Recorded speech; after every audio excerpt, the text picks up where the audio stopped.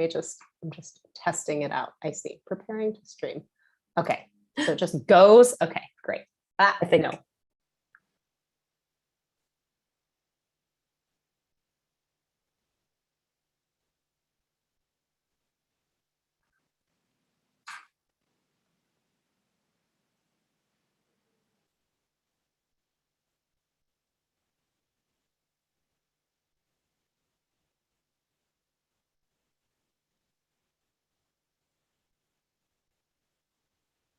Okay, it looks like the live on YouTube is now working. Excellent. Hello, everybody. Seeing people still come on in. Welcome, welcome. I'm going to start a poll just to see where people are calling in from and what year your child or children are graduating. So I'm going to launch that. And you should see that pop up on your screen. Okay. Thank you all for joining tonight, whatever time zone it is. I'm seeing a lot of folks on the East Coast, so hopefully you had your dinners and you're full and ready to learn all about how to prepare for an SAT or ACT retake. So I am Jessica from Magoosh. Magoosh is an online test prep and education company.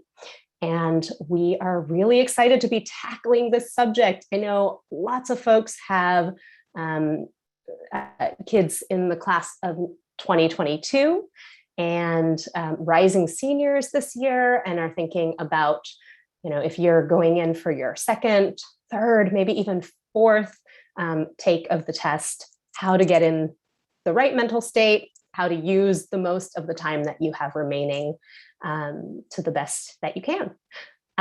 So just a few logistical things before I hand it off to Erica. We are going to be, there's going to be a presentation. It'll be about 20-30 minutes. And then we'll have just Q&A. We do take every single question. So if you have a question, please go ahead and submit it using the Q&A button. That is on the bottom of the screen. It's like 1, 2, 3, 4, 5, 6, 7 over, closer to the right-hand side. And I'll be kind of monitoring that throughout, making sure that we get to those questions. And if you're dialing in from or watching from YouTube, we will take those questions as well. So you can put those in the chat and I'll be monitoring that throughout. All right, so it does look like we have most folks calling in from the East Coast, but all throughout the country as well as in East Asia. And wow, 90% of folks have someone in the class of 2022, so soon to be seniors. Great. With that, I am going to hand it off to Erica. Hi, everybody, and welcome to our webinar live stream. Wherever you're joining us on Zoom or on YouTube, thanks for being here. We're going to go ahead and get started. So today we're talking about how to prepare for a retake. This is hosted by our Facebook group, ACE and the SAT, ACT, SAT, everything parents need to know. If you haven't already joined us there, join us there. We have tips and a community there, and you can stay updated on all of our future live streams. So really quickly, introducing myself, my name is Erica. If you've been to one of these live streams before, it's been me this whole time. So and this introduction will be familiar, but I'm the SAT ACT Senior Curriculum Manager here at Magoosh. So what that means is that I work with our curriculum. So our lessons, our questions, our videos, our explanations, our live class curriculum, all of that good stuff I work on and work with the vision for. Now, I work on the SAT and ACT at Magoosh, but I also sometimes work on some of our other tests. I am on our YouTube channel for some of our other tests. And over the years, I've taught and written materials for more than 10 different standardized tests. So standardized testing is kind of my life. It's something that I've spent a lot of time with, and that's very near and dear to me. I live in Seattle, Washington with my husband and my 2 cats. You can see them right there. Their names are Roz and Mal, and I love them. All right. Now, one thing that I wanted to share with you, and I'll share it again at the end of our session, is that we've got a code today for 10% off any of our ACT or SAT plans.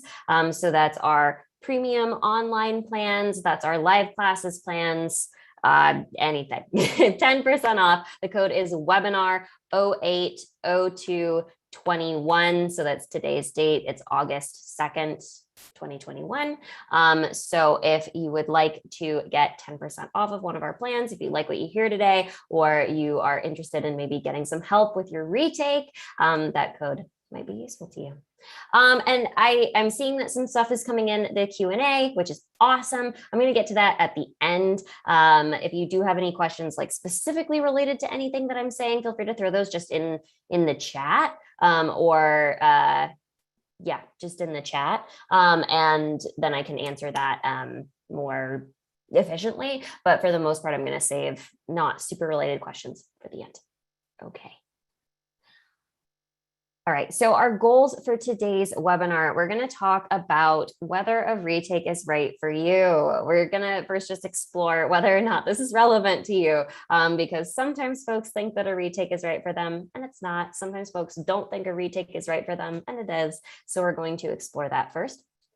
Then once we've figured out whether a retake is right for you, we're going to talk about how to schedule your retake. So how to find the right test date for you and for your goals.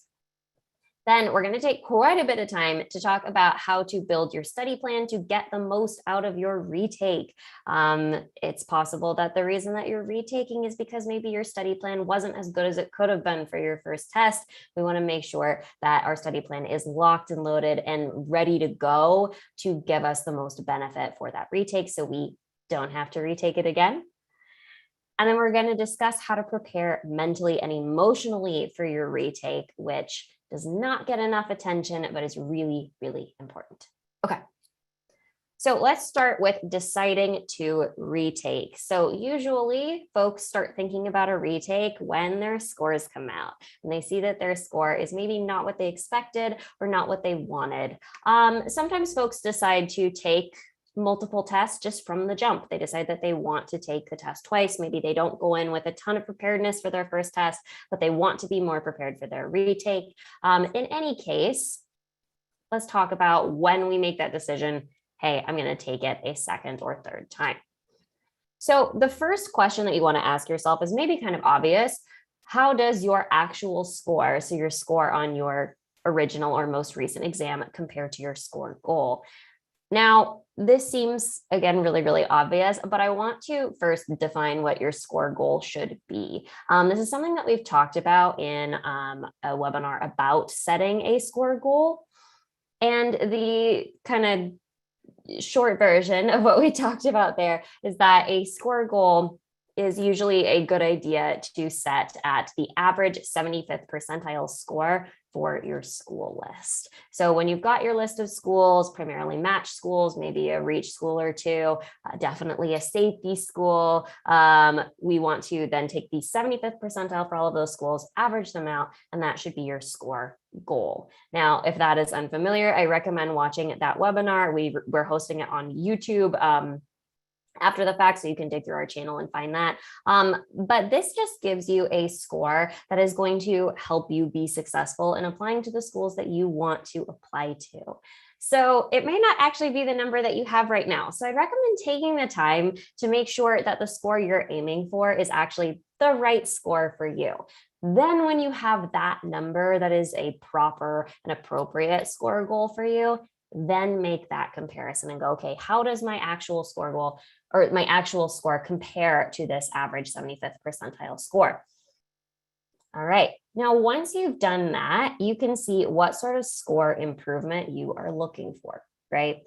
Then what you're going to want to do is ask, does it make sense for me to change my score goal or my school list instead of deciding to try to improve my score? So why might you do that?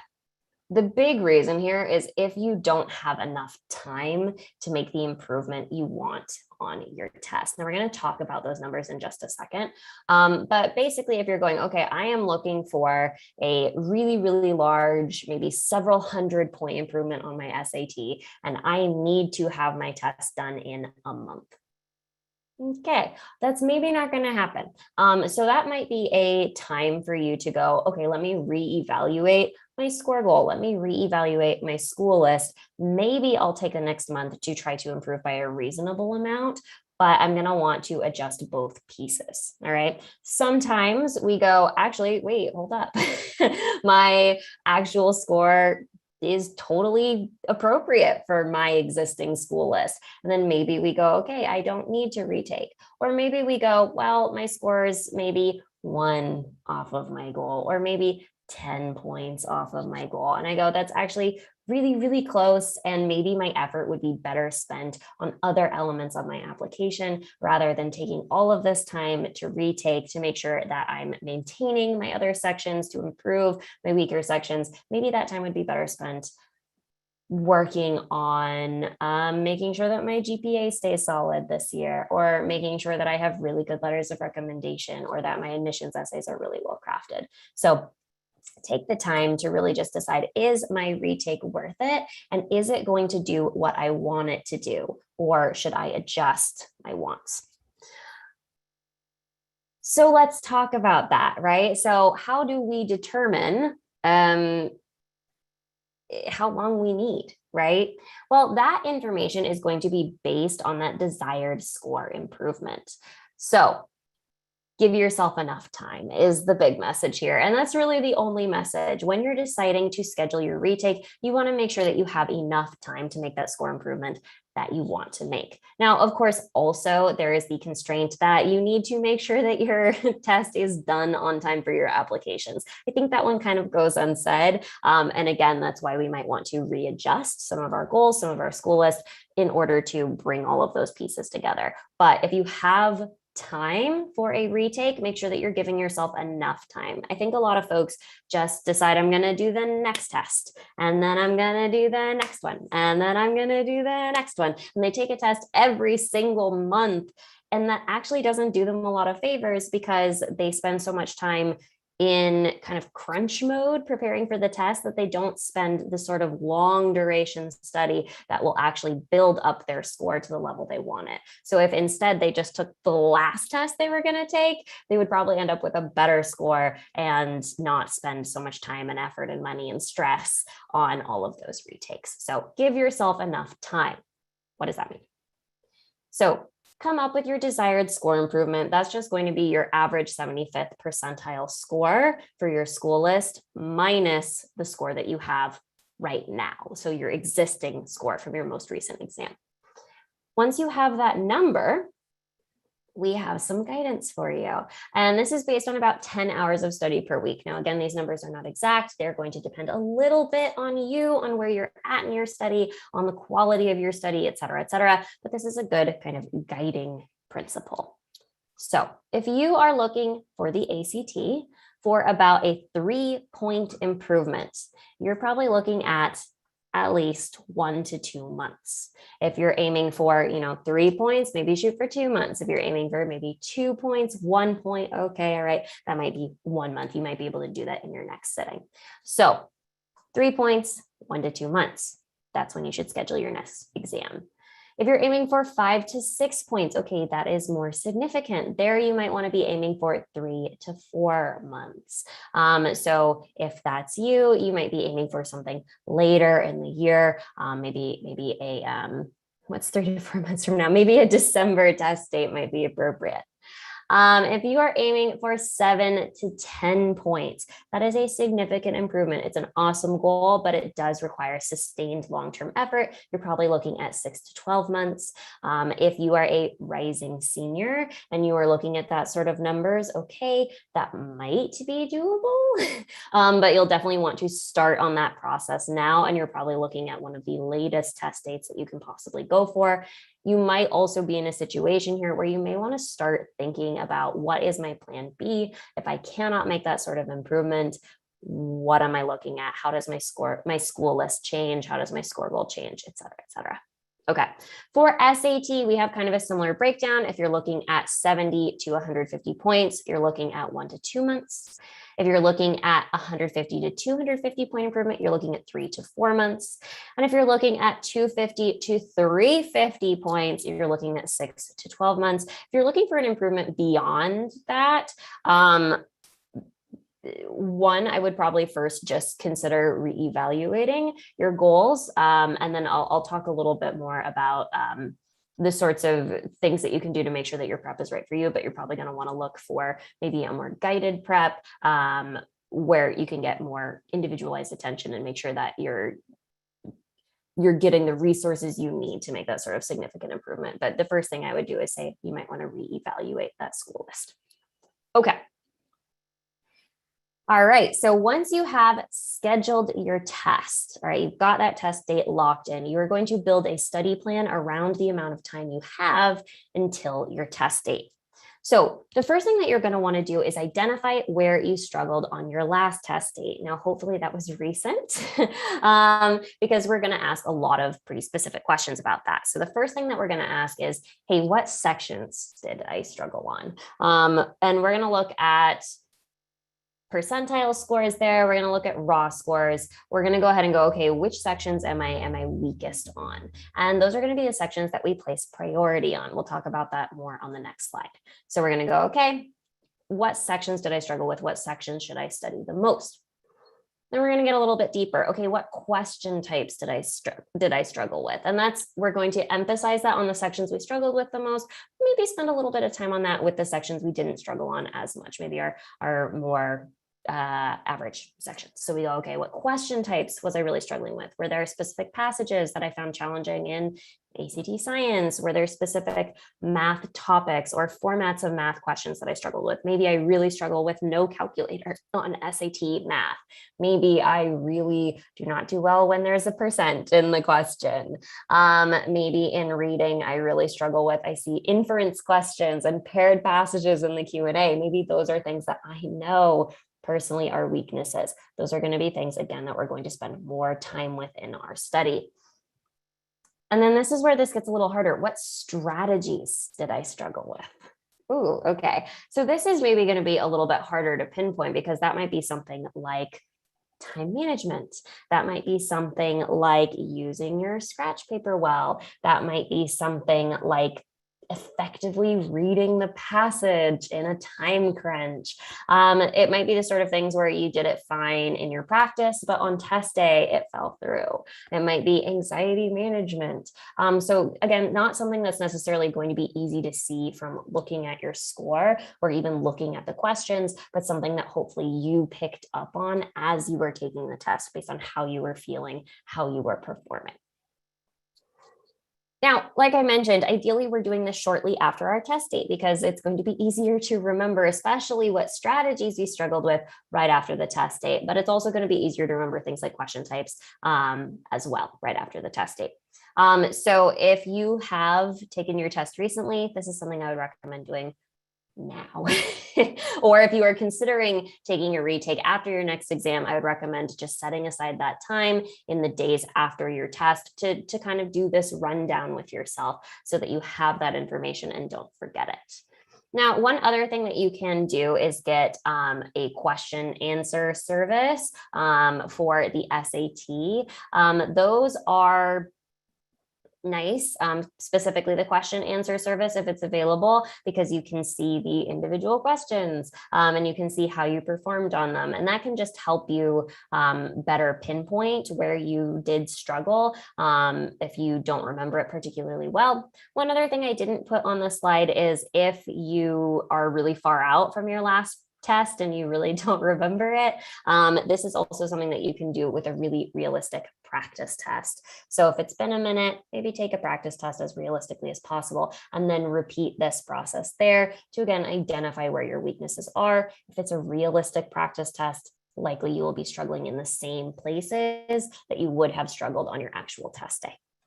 Okay, so we're going to identify these areas of weaknesses. Then, based on those weaknesses, we're going to allocate our study time. So what does that mean?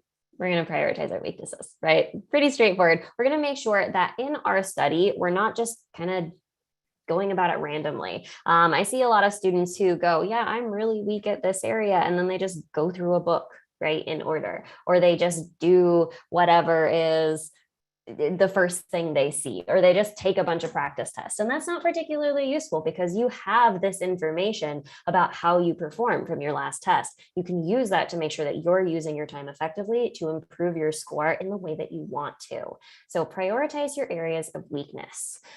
But that doesn't mean that you should neglect your strengths.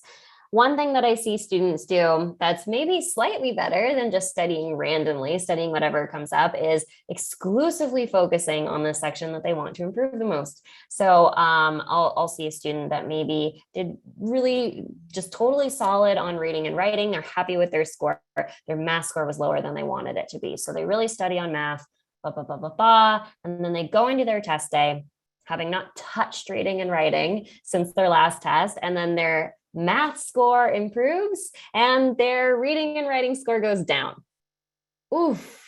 All right. So that's a bummer. That's actually something that happened to me in high school when I took my SATs. My scores flopped and I ended up with the exact same score the second time that I got the first time, just with the score, which score was higher, reversed. So don't neglect your strengths. Even if you do not want to improve a certain section, you should still spend a little bit of time with it. So you may decide to allocate 80% of your time to math, but then maybe you want to spend 10% of your time on reading and 10% on writing. Or maybe you're going, okay, I would like to make big improvements on science, medium improvements on reading and writing, and my math is rock solid. Maybe we go, okay, 10% for math, 20% a piece on reading and writing, and 50% on science. So break up your time based on your weaknesses and your strengths, making sure that your strengths get some time, but weaknesses get more. You can also do this at the question level. So, okay, within a section, maybe you're spending 50% of your time on science, but you know within science that you particularly struggle with things that deal with diagrams. Okay, you're probably not going to spend a whole time on conflicting viewpoints because those typically don't have diagrams. You'll probably spend more of your time with, say, data representation. All right. So allocate your study time, plan that in advance. Having that kind of decided, again, just ensures that you're using that time wisely. And a really good way of doing this is to set SMART goals. Now, if you've heard this acronym before, SMART stands for specific, measurable, attainable, reasonable, and time-based. So basically what that means is that you want to set goals for your study sessions, or for even a week, or for the time between practice tests, of going, this is what I want to accomplish in this time. I want to spend this number of hours doing this thing, or I want to get through this many passages in this amount of time, and just make decisions about what you want to accomplish in a given duration of study. And again, that's just going to make sure that you actually do that thing because you have that plan in advance. But it's also, again, going to ensure that you are focused on the right stuff for you. Then, in addition to this, we are going to plan our practice tests. And that's because practice tests are so important to preparing for a retake. And that's because tests are their own beast. It's not just the content on the test, it is actually taking that test. And we don't want to take the test more than we need to. So what we want to do is emulate taking the test at home. So we want to make sure that we are taking practice tests regularly. And I recommend a pace of about every 2 to 4 weeks for your practice test. So every second or third or fourth weekend, plan to have about 4 hours for a practice test.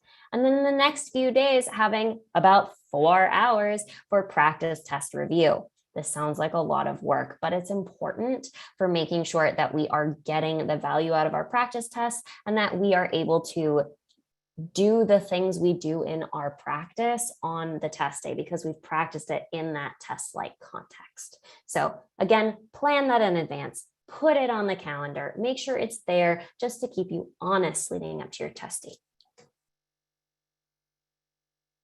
All right. Once you have that kind of laid out, you go, okay, week by week, or even maybe 2 to 4 weeks by 2 to 4 weeks. You have your goal for each chunk of time before a practice test. You have those practice tests planned. You have this system leading up to your test date. Then you're going to want to find study materials that can support you in doing that thing, right? And making sure that you have enough practice tests, that you have study material that is going to teach you what you need to know in the areas you need to know, that you have enough practice material, that you have support for being able to learn from your mistakes. So the first thing that you're going to want to make sure that you have is realistic study materials. There is nothing worse than studying with bad materials, because when you go to play baseball, if you've been playing t-ball, you're not going to be prepared. Right? Those are two different things. So you want to make sure that you are playing baseball in your study, that your materials are realistic to the exam. So with practice tests, the gold standard are officially released practice tests. So for SAT, that's College Board. For ACT, that's ACT. There's quite a few of them out there. That's why you definitely don't want to be taking practice tests more frequently than every 2 to 4 weeks. 1, because you'll burn out. 2, because you'll run out of good practice tests pretty quickly. But you can also seek out good and realistic materials from test prep companies like Magoosh, where we place a really high priority on making sure that the materials are accurate and realistic. But you also want to make sure that your materials are catered to your needs. So if you are specifically looking for math, making sure that you have enough math resources.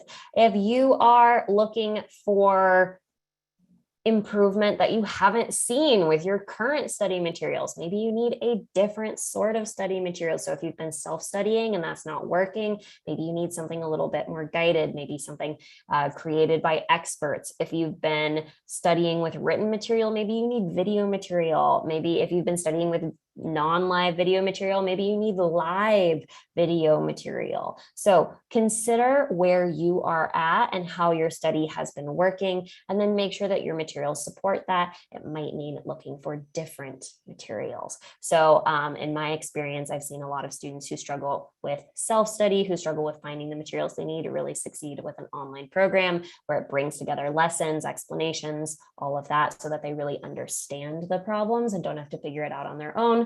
I've seen students who struggle with a written or video-based thing really do well with live instruction, because maybe that's better suited to their learning. So cater your study to your needs, both in terms of the improvements you want to make content-wise, but also the improvements that you want to make personally. What works for someone else might not work for you, and what works for you might not work for someone else. And then develop a system for learning from mistakes. I was kind of hinting at that there. It might be that you learn best from mistakes from reading explanations or watching explanations or talking to an expert. One thing that I really recommend if you are doing any of those things is to keep an error log. Learning from mistakes is so important because, again, we want to make sure that this is personalized to us. And we have some information about how we perform from our previous exam, but we're going to be learning more and more and more throughout this process. This is something that I've talked about in plenty of these other webinars because it's so important. So I'm going to talk about it again. We want to make sure that we are taking advantage of what we're doing so that we're learning from it, right? And we're not just repeating the same mistakes and studying things we don't need to be studying. So learn from your mistakes. If you make a new sort of mistake, try to figure out why you made it and how you can never make it again. If you're making the same mistake over and over, it's really important to figure out why you're making that mistake and figure out why that's not improving, why you're not being able to make that change. So an error log is a really great way to explore that. We, I think, have a video on error logging on our YouTube channel, so I recommend checking that out. And then we want to make sure that we are re-evaluating our allocations and our goals after each practice test. So maybe we need to shift our focus. Maybe we performed really well on writing or English on our test day, and then in our next practice test, we really didn't. Oh, so maybe that's not so much a strength. Maybe that's something that's inconsistent. Okay, maybe that needs more of my time. Similarly, we might have decided I was going to focus on math next week, but that's not the right call for me anymore. Okay, maybe I'm going to change my goals. Maybe I was really going to focus on paired passages, but it turns out I just kind of struggle across the board with reading. All right, maybe instead I'm going to take a more broad approach to reading over the next couple of weeks. We can also at this time reevaluate the materials we're using and our approach. So maybe what we're doing isn't working. We want to shift that instead of just committing to this sunk cost. All right. So we're going to evaluate our study plan as we go and make sure that we are learning as we go. All right, so we've talked about the content. We've talked to some extent about the strategy. I want to talk about preparing mentally and emotionally. So not mentally as in learning what you need to know for the test, but I mean being in a good space mentally to take the test so that we can bring what we have in our practice to the test state. So the first thing, I've shared this, but I want to share it again. We want to emulate test day with our practice tests. And again, that's because taking the test is its own beast. It's its own thing. And that is something that many students struggle with. Maybe they are really very strong with the material on the test and they can do it in a vacuum. But when we get to that test environment, it all falls away. All right. So we want to make sure that we are doing that in our practice, that we're getting used to it so that we're more able to deliver on test day. It's that same thing with baseball and t-ball. Test day is baseball. A little practice out of 5 questions is t-ball. We need to make sure that we play t-ball enough to learn the basics of swinging the bat, but that we do practice actual pitched baseball before we go in to do that on test day. So emulate test day with your practice test to make sure that you are strengthening your test taking skills, managing your testing anxiety, locking in your time management, building up your endurance for a 4-hour test, all of that good stuff. But similarly, making sure that we can apply those strategies that we talked about, apply that content that we talked about in that longer term environment. We also want to make a strategy guide. This is something that we can do shortly before our test date, maybe in the week before. If you've taken a look at our webinar about making the most of a short study timeline, I talk a lot about the strategy guide. The idea with the strategy guide is that as we've been learning from our mistakes, we've hopefully been developing strategies that can help us overcome them. But we want to make sure that those strategies come with us to the test center, right? And that can be hard because, again, it's a different environment. It can be anxiety inducing. So making a strategy guide is just a good way to make sure that those strategies are right at the forefront of our brains and more likely to come with us on our test date. So make a strategy guide, and this should be personalized based on your mistakes. They shouldn't just be random strategies that you heard about somewhere or that your friend told you about or that you read online. Those should be strategies that are based on your mistakes and what has worked to address them. So this is what we've been working toward that whole time with that very personalized study plan. And then the last one is visualize success. And I think a lot of people misunderstand me when I say this because a lot of people are like, okay, I'm picturing a really nice car and a big house and my dream job and my dream school and getting a 4.0 and like, okay, yes, that's one form of visualizing success, but I'm talking specifically about success on test day and what that looks like. And what that looks like is not receiving the paper that says whatever score you're looking for. It is applying the strategies. So what I'd like you to do is to visualize, or for your student to do, is to visualize what does applying those strategies look like. So maybe it looks like I'm low on time, and instead of doubling down on the question I'm in, I skip it because this question's taking me too long and I could get more points on other questions. Okay, great. Maybe it's I see a question and it overwhelms me and I start to feel not so good, but instead of letting that happen, I decide I'm going to take it one sentence at a time. And by taking it slowly, I'm able to understand it and I'm able to knock that question out of the park. Okay, maybe it looks like I really think I've got the answer, but I'm going to stop. And I'm going to check to make sure I'm solving for the right thing and catch myself in a mistake. So by visualizing those things, by visualizing what could happen and how we deal with it on test day, how we can handle the mistakes we make in our own study and are likely to make again on test day, By imagining that, we can go, okay, now I've made these pathways in my brain that are going to be easier to follow on test day because I've already done the work of imagining them. They don't catch us off guard on test day. We already know what to do because we've visualized it. So it sounds really hokey to say visualize success, but it is actually very beneficial because it just takes some of the mental and emotional load off of test day and puts it a few days before. All right, it's also a really great tool for managing anxiety leading up to your test. By imagining how you deal with those anxiety-inducing situations, you can help reduce the feelings associated with them. Okay, so let's go ahead and do some final takeaways from our session. So first, determine if a retake is right for you. Compare to your score goal. Make sure that your score goal is well set. I recommend the 75th percentile score for all of your school lists, averaged. Compare that to your actual score and then look at your time frame. Make sure that you're giving yourself enough time to increase your score. If you do not have enough time to make the improvement that you want, consider adjusting your goals. Alternatively, if you do have enough time, make sure that you give yourself that time before taking the test. It's not beneficial to take like 5 different exams. Sometimes it's better to just wait and take one when you're ready.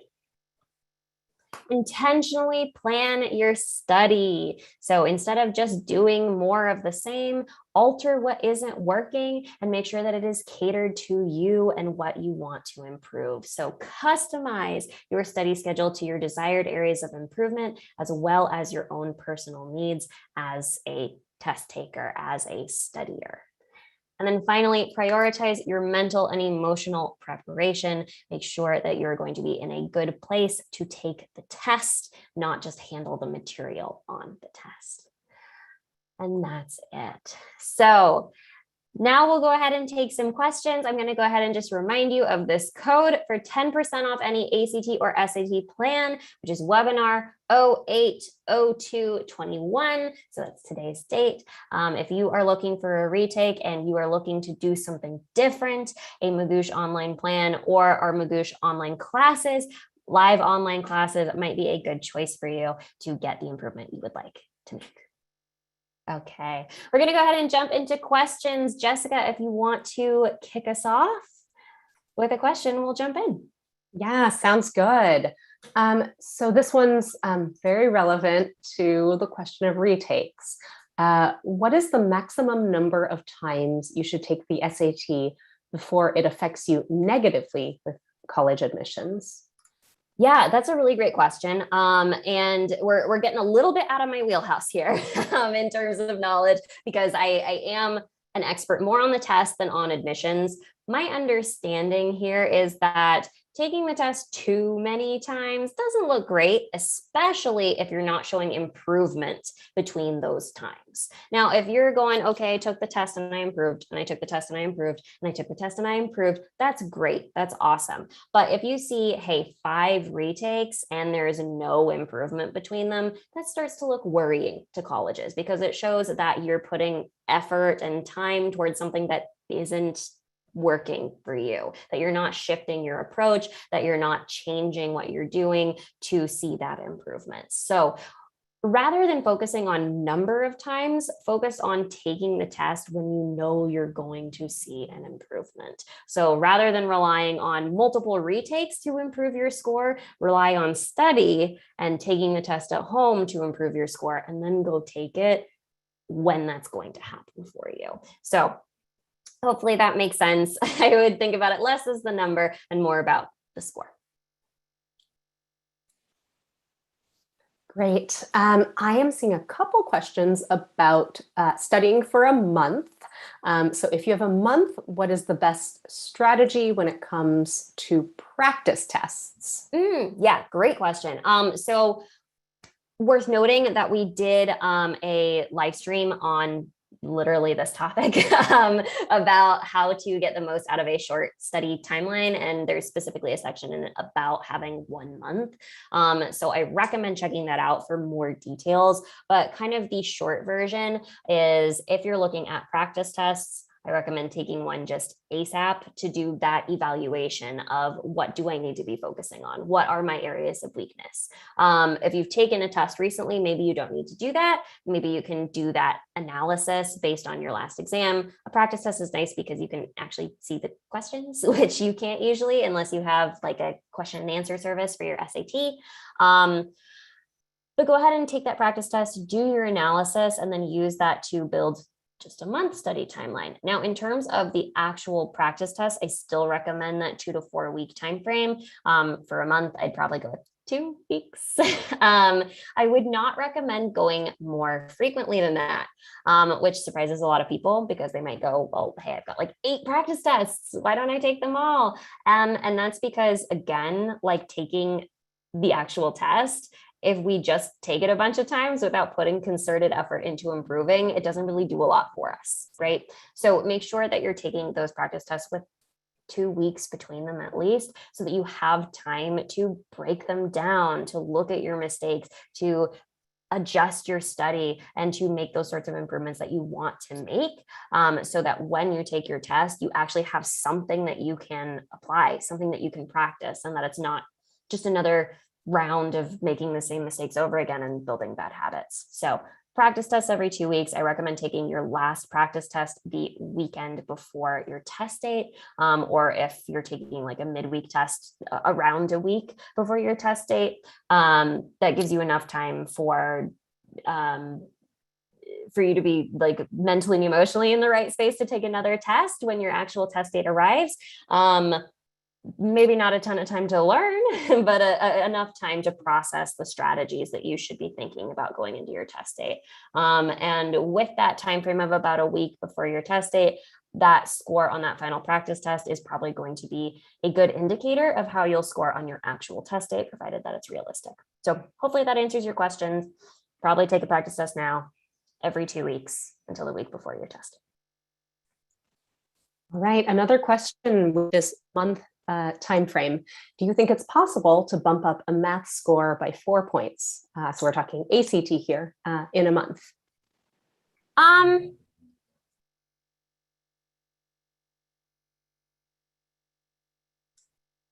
Maybe. If we're looking at just math, 4 points, we're not touching the other sections except to maintain. Maybe. It depends on what your math score is now and what sorts of work you've already done. Sometimes just locking in your timing strategy can get you a couple of points right off the bat. Sometimes just developing a strategy for word problems or doing kind of a crash course on geometry can really bump up your score in that amount of time. But I would recommend just being really, really intentional, right? Planning that study schedule, making sure that it's really catered to your personal weaknesses, that you're not studying anything that you don't need to be studying. The other thing I would recommend, again, just make sure you're spending a little bit of time on those other sections so that you're maintaining. If you're trying to do a 4-point bump in math and then also point bumps in other sections, then we're starting to get into danger zone of maybe that's not possible. Again, the thing that we recommend is if you're looking for like a 3-point overall increase for ACT, that's something that can maybe be achievable in 1 to 2 months. So 4 points theoretically for math could be done in a month. But again, you're going to need to be super, super intentional. And you might want to give yourself a little bit longer. 2 months may be a safer bet.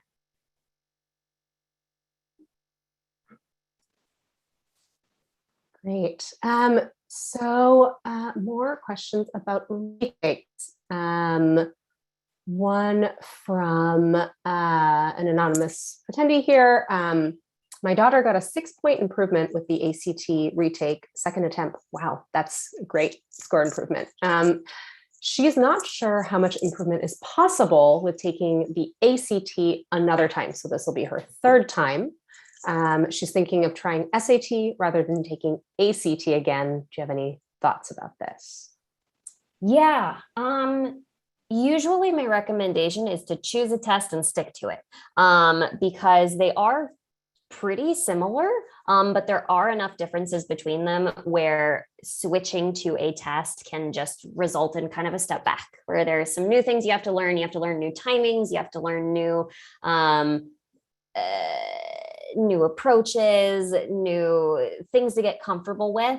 And that can just kind of put you on the back foot. Sometimes new question types or section types. So I recommend sticking with one test.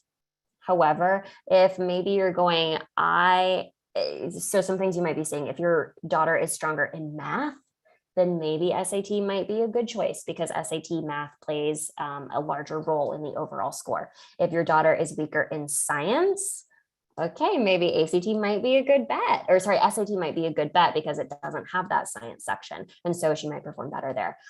So my recommendation would be, if you're thinking about SAT, take a practice test, a really realistic SAT practice test at home, and then look at your percentile score for SAT and compare it to your ACT percentile score. And if that SAT score is higher percentile wise, make the switch. Go for it, do it, because that will result in a higher score for you. But if you're seeing they're comparable or SAT is lower, don't make the switch. Keep going with ACT. You already have that that groundwork laid. Switching to SAT is probably going to put you a little bit more behind. So take a practice test would be my recommendation if you think that you might actually do better on the other test.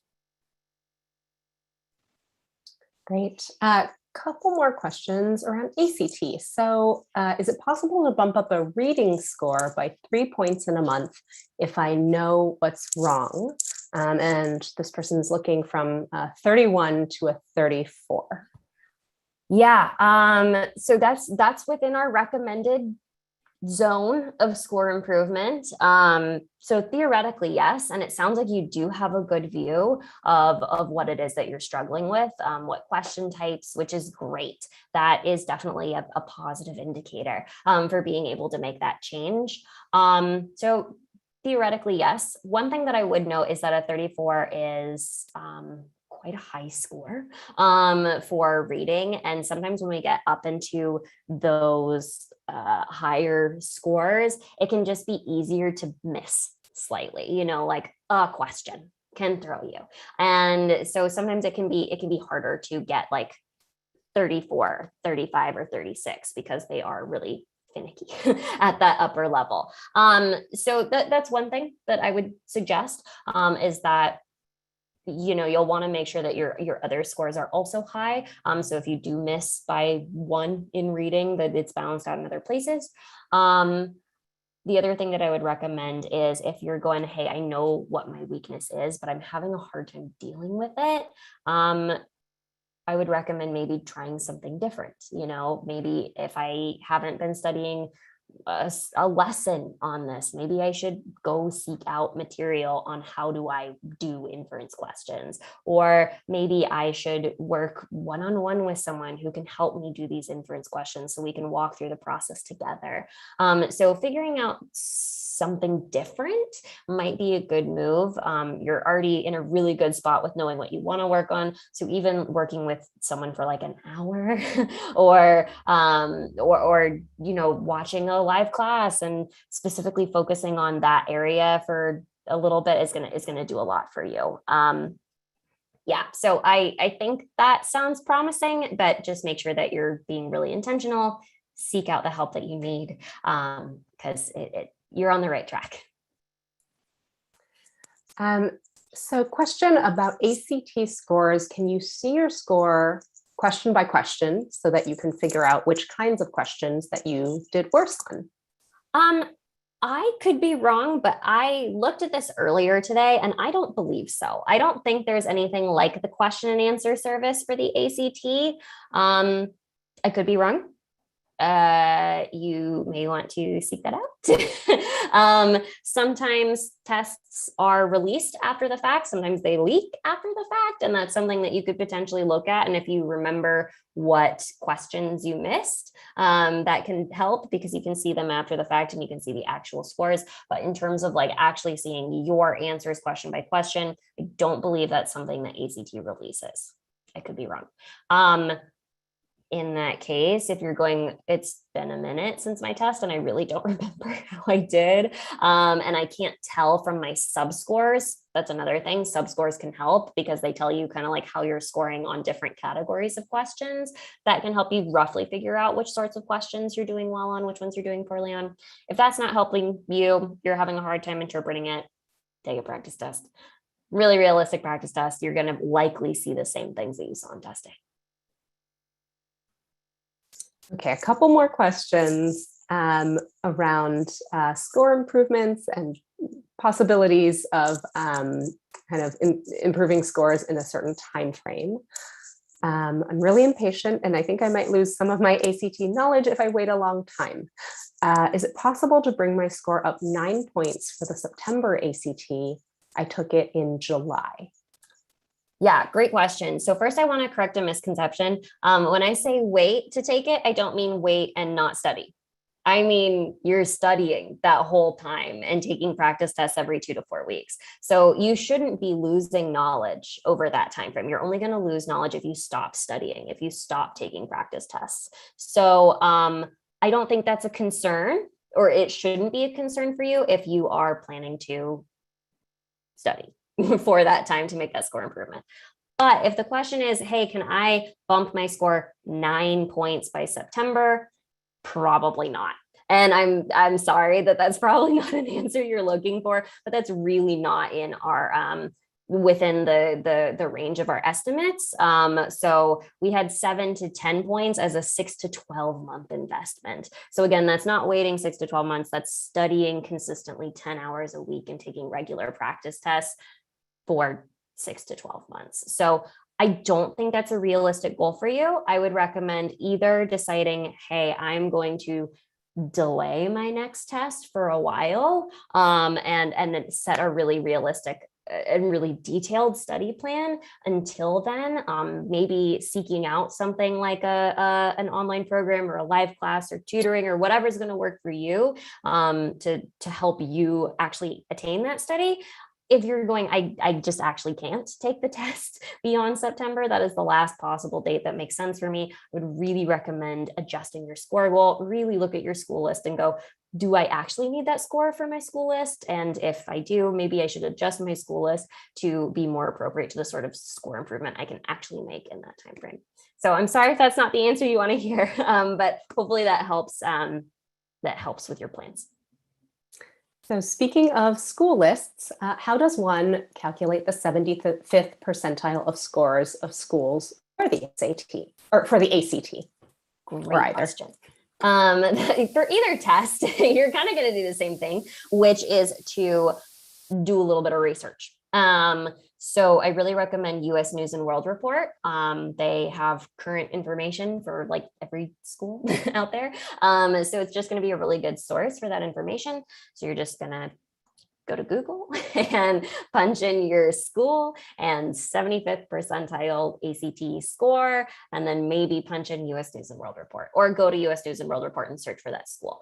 And then you're just going to do that for every single school on your list, writing down, okay, what's 25th percentile, what's 50th percentile, what's 75th percentile. I recommend watching our video on how to set a score goal, because I go more into depth about how those other pieces of information can be useful. Gather up your 75th percentile scores, take the average. Boom. And then there you go. That's a really reasonable score goal. That's a score goal that's going to put you in a really good position for almost certainly getting into those kind of safety schools, having a really good shot, like 75th percentile chance of getting into your match schools. And it's still going to put you in a good zone to get into your reach schools. But again, they're reaches for a reason. So do a little bit of research. It can be surprising what you uncover. Okay, one question around SAT. So this student got a 1320. Do you think that something in the high 1400s is achievable for a retake? Yes. When's your retake? I guess would be the follow-up question. Because it really does depend. If you're looking at a month, like that is in the zone that we recommend that you can do in a month. So like, yes, theoretically within a month, but that, again, that's going to require intentional study, all the things we've been talking about. If you're looking at multiple months, yeah, that looks significantly more reasonable. That looks like really, really very doable. And like you can have several practice tests at that level before you're going into your test day, so that's a relatively certain, comfortable thing for you. I was going to say something. Oh, I was going to say one thing again that I would just note is that as you're getting higher and higher with your score, it does become easier to just miss a little bit on test day. So my recommendation is if you're really aiming for like a 1400, try in your practice test to get higher than a 1400. That way, when you go in for your test date, you have a little bit of wiggle room, have a little bit of play for, a weird curve or something that throws you on test day so that you can get that score that you're looking for. So, I would say yes, yes, I believe that you can. But just again, take practice tests, be intentional about it.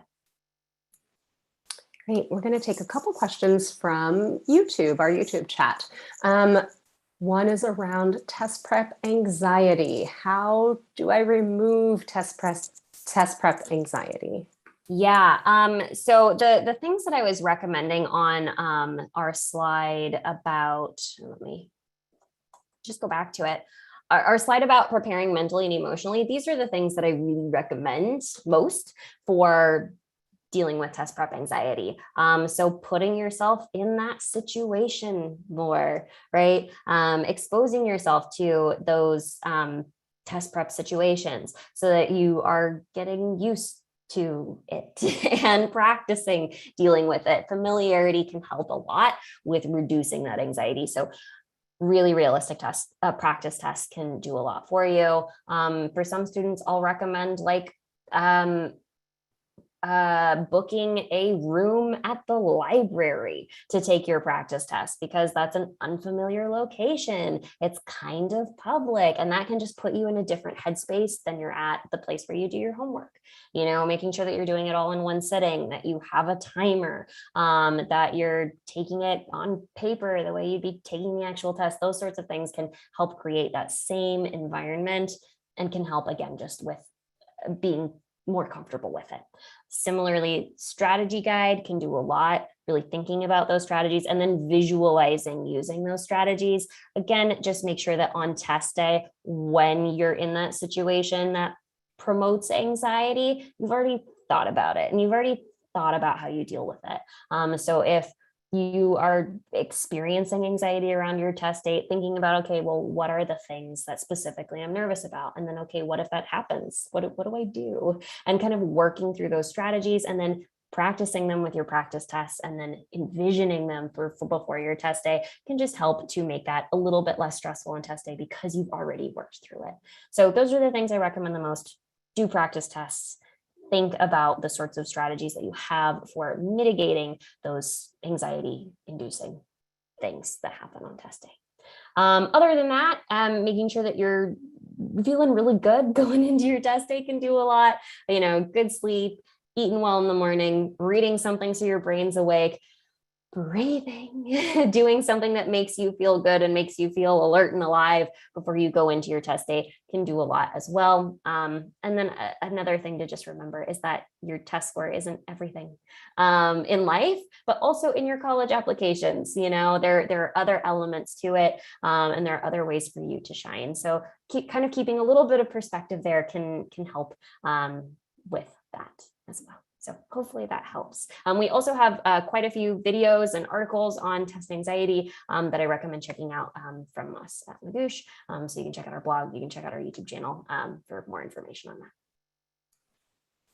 Great. A couple questions around practice tests and general practice. Should we use a book and print it out? Is paper kind of more is paper better than doing it on the computer? What do you recommend? When it comes to practice tests, I recommend at least like with your last practice test and like every so often with your practice test, taking a paper one. Depending on where you are doing your prep, you might have some online practice tests, and those can be really, really useful. But I wouldn't recommend doing exclusively online practice tests. Having, occasionally a paper practice test that's printed that you are taking in the same format that you're going to be taking your test can be really useful. If you're taking an online test, you probably want to do online practice tests, but for most people, you're doing a paper test.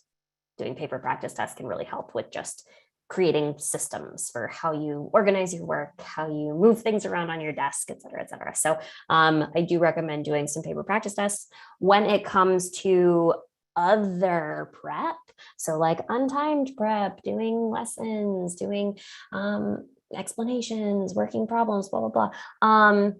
Well, I recommend doing your work on paper because you will be doing your work on paper for the actual test. Where the problem lives doesn't matter so much, or where the lesson lives doesn't matter so much. That's going to be personal to you. So if you prefer working online, or you find that there's better materials online and that works just as well for you, do that. If you find that you're someone who really likes paper and like struggles with that online environment, you may want to go with something that's more paper-based, or planning a way to maybe print stuff out, or to have a little notebook where you organize what you do every day. That can help with something that's online based if that's not for you. So which one's better? Depends on you. It depends on what you're looking for. But I do recommend taking at least one paper practice test before your test date. All right. Question, this one might be more around admissions. If your HCT score is around 40th percentile and GPA is close to 50th percentile, could that be considered kind of a good kind of good credentials for a study for a safety school? So 40th percent score. So I just want to clarify. If you're saying like 40th percentile for all test takers, I don't know. It depends on what the school is. Because what might be a safety school for one person might not be a safety school, might be a match school for someone else. What might be a match school for someone might be a safety school for someone else. It really depends. If you're saying it's 40th percentile for that school, that is not a safety for you.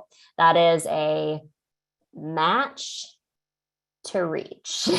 I would say that's about a match. So I talk more about this in my video about setting a score goal. But basically a match school is one where you're hanging out around the 50th percentile, right? Your GPA is about average for admitted students. Your test score is around average for admitted students. So you're looking for, with a match school, a 50-50 chance of getting in.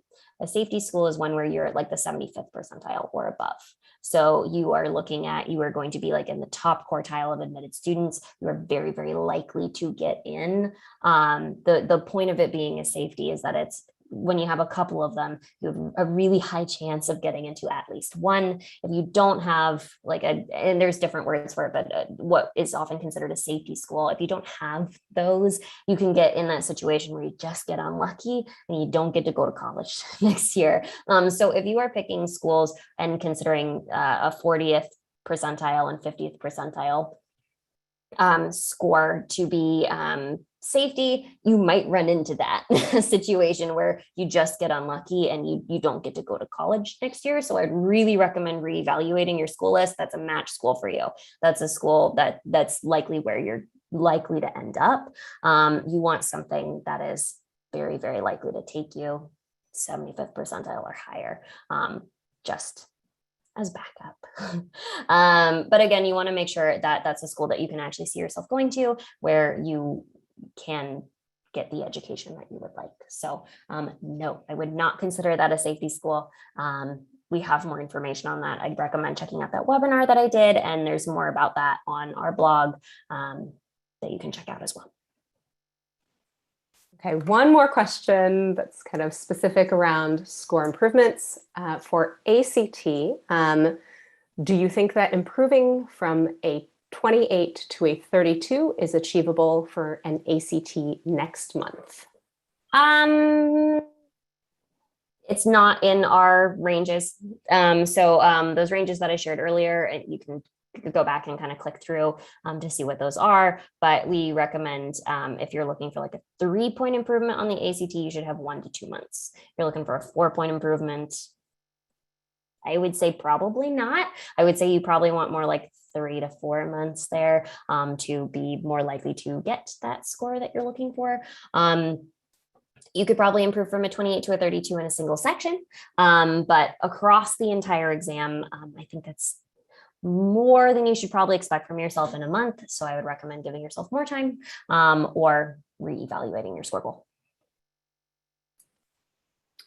Okay, one more kind of score question. Is a 34 on ACT good for Ivy Leagues and top private colleges, or should I retake?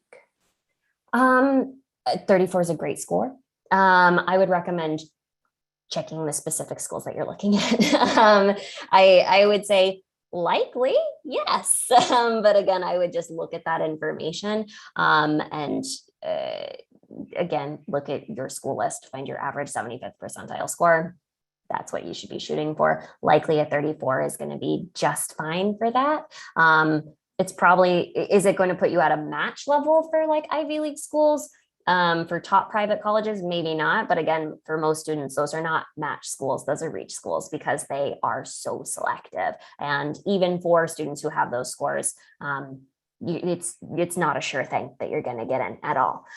So I would recommend treat those maybe as reaches. After you do your research, make sure that you have a healthy number of match schools and at least one school that's in the safety territory where you got a 75% chance of getting it. So hopefully that helps, maybe, but just make sure that your school list is balanced. All right, a couple questions around time management. What are the pros and cons to studying for a shorter amount of time every day versus a longer amount of time a few times a week? Yeah, great question.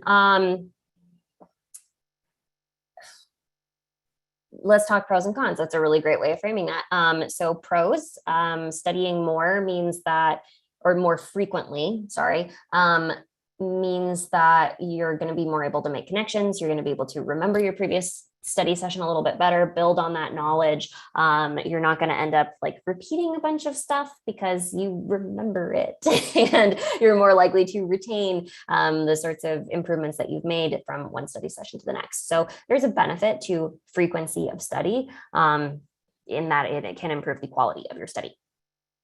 That said, if you're not studying for very long in a given session, you're probably not getting a ton of depth out of that study. So if you just drill a bunch of questions and then you're like, and I'm done, you haven't learned a ton, right? Because the value comes from going in and going, but okay, where did I make mistakes? Why did I make mistakes?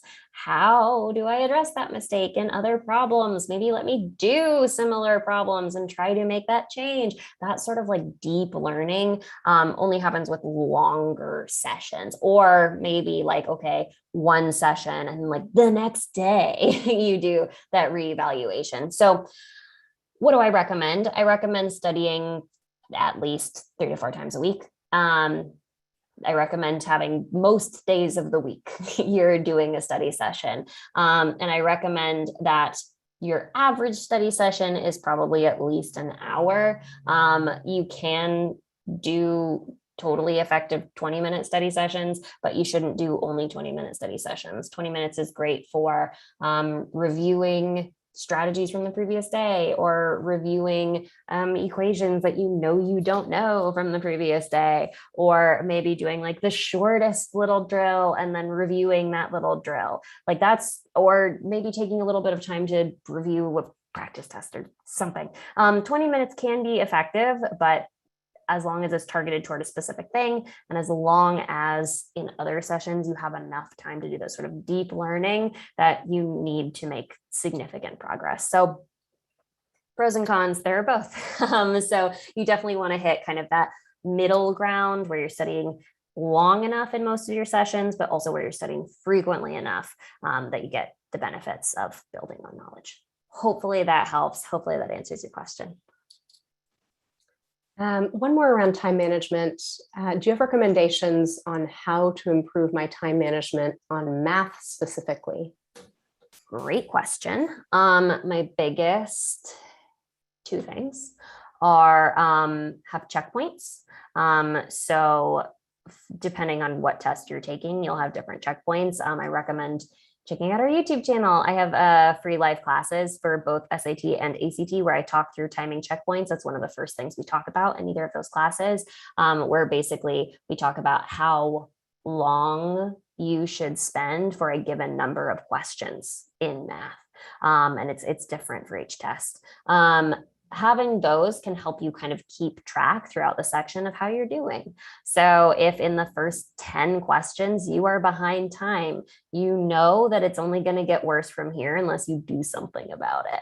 And that can help you just catch those things faster than if you check halfway through and already you've dug yourself so deep a pit that you can't get out of it. So checkpoints of when to check the clock and how far you should be in can help just manage that and help do better. The other thing that I would recommend is skipping questions. And when I say skip, I mean, don't do it right now. Come back at the end. You might have to guess blindly, but just don't do it right now. Don't waste your time on it. And that's something that you can do when a question is just taking more time than it should, or you're going, wow, I really don't think I'm going to get this right. Great. Don't waste your time on it. It's pretty much human nature to spend more time on questions we get wrong, which is really bad, right? I know that I've seen score reports of my own or on online tests that I've taken that show that I spent more time on questions that I missed that gave me 0 points. That's not great. So trying to be mindful of that and mindful of that being the way that your brain works can really help with just going like, okay, this question I'm struggling with, I'm spending too long. I am not positive I'm going to get this right. It's not serving me. I could be using this time later to get like 5 questions right, because each of these questions is worth the same number of points. And that's true on both SAT and ACT. So don't waste time on questions that aren't going to give you a point or may give you a point, but after spending so much time that you miss other questions. So skip questions, know your checkpoints, use how you're doing with those checkpoints to determine if you should start skipping more questions. Hopefully that helps. Great answer. So a couple questions that came in early and we're getting to them now around the reading section, around inference questions and paired passages. I know we did a couple free live classes around reading, Erica. I don't know if you remember if you covered those in there. Yeah, I did not. So the live classes that we did were more focused on dealing with the passage. So we didn't specifically talk about individual question types. I would still recommend checking that out because having your passage strategy really, really locked in can help with any question type. You're looking specifically for inference questions. One thing I would recommend is that I did do a video that was like I don't remember what it was called, but it's a video that has my face on it. It's something about like SAT, ACT reading passage, or not reading passage, like reading question strategy or like process of elimination, something like that. And there I talk about my number 1 strategy for reading questions, which is predicting. And that is going to be a big, very important strategy on inference and really any reading question. But the big thing that I recommend for any reading question, particularly inference, is to read the question. Do not read the answer choices. The answer choices are there to trick you. They are there to trap you. They are there to suck you in and make you start thinking about all sorts of things that you wouldn't think about otherwise, and treat the question like it's a short response, like you have to come up with your own answer. Come up with your own answer, then look at the answer choices and go, which one matches what I thought? And that just helps you trust yourself, someone who wants you to succeed on this test, and not trust the test maker, someone who is actively trying to make you miss the question. right? So trust yourself, don't trust the test maker. The other thing about inference questions that I would really, really recommend is to remember that even though that word inference might make you think assumption, those are different. And inference is something that has to be true, 100% guaranteed true based on the passage, not something that's probably true or likely true. It has to be true. So that means if the answer is too extreme or goes too far, or you're like, yeah, that seems logical. That's not it. That's not your answer. So apply that really, really strict approach to those questions. Go, what is something that I know to be true, even if it's not directly stated? So something like, if X leads to Y, if X comes before Y and Y comes before Z, I know for a fact that X comes before Z, but I don't know that X causes Z, right? You see how that's a little bit different? I know it comes before, it might cause it. So you go for the thing that you know for sure. Hopefully that helps. I also saw specifically paired passages. Paired passage questions are the same for the most part as other questions. They just deal with multiple passages. Things that I would recommend for paired passage, read the first passage, do the questions just on the first passage. They should be the first few questions. Read the second passage, do the questions just on the second passage, and then you're going to get to the questions that compare the two different passages. And at that point, you've already thought about each of those passages individually, so those questions are going to be a little bit easier. Things to watch out for.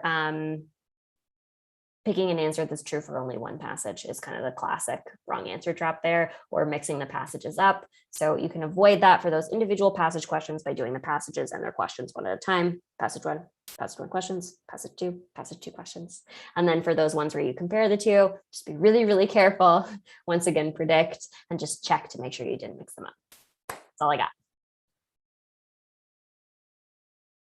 Great. I'm seeing a question come through the YouTube chat, also around reading passages, specifically the science themed ones, and if there are any recommendations for improving those. Yeah. So first thing I would recommend is check out that free SAT live class we did. The first half of the class is kind of about the test in general, so you can maybe skip that part if that's not relevant to you. But the second half of the class is about going through reading passages, and those principles are applicable to any type of passage. But particularly applicable to science passages. I really recommend checking that out. We talk about skimming and how to not read most of the passage, which is my big suggestion. We're not going to read most of the passage. We're going to skip a lot of it because a lot of it just does not matter. Specifically for science, the thing that I would recommend thinking about is that with science passages, they're not going to ask you questions that really require you to understand the science. They're going to ask questions that are more about relationships, right? So it's not so much, what does this theory mean? It's going to be more like, okay, how does this scientist feel about this theory? Or what was the result of this theory? So even if you don't understand the theory, if you know that scientist A likes it, scientist B doesn't, but because of the theory, eventually we did more research and that research led to a different theory, you can answer that question, even if you don't understand any of the research, any of the theories. So you can almost treat those passages like variables, where the theory is X, you don't need to know X, but you need to know how X relates to Y. Hopefully that makes sense. Don't get hung up on the fact that you don't know it. It is written intentionally to make you think you need to know that complicated stuff. You don't, in order to answer the questions. So focus on relationships, not the stuff itself. Great. We have just one more question that I'm seeing from a rising sophomore. Should I take the SAT? Great question. It depends. It kind of depends. I would say take a practice test, which is kind of my answer to all of these questions. But really taking a practice test is a really good way to just kind of see where you're at.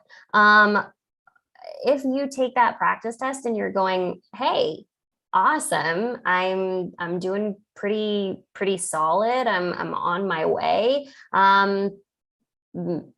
Well, actually, hold on. Reflecting on this as I answer this question, there's probably no reason I'm going to recommend that a rising sophomore goes in and takes the actual test. I would say hold off because you're probably going to do better. Even if you're doing really well right now, you'll probably do better in your junior year, which is probably when I am going to recommend you take the actual test. But if you do want to kind of get started and see how you're doing, I would recommend taking a practice test now, seeing how that compares to maybe where you want to be. And then if you're going, wow, I'm way off, then you can maybe start that study process now, not taking an actual exam, but practicing on your own. If you're going, hey, actually, I'm doing pretty well, and like it seems like I'm going to make the sort of natural improvements that I'd like to over the next year, then maybe you can hold off and re-pick that up over the summer before your junior year. But should you go in and take an actual test right now? Probably not. I think that's probably just going to be something that stresses you out more than you need to,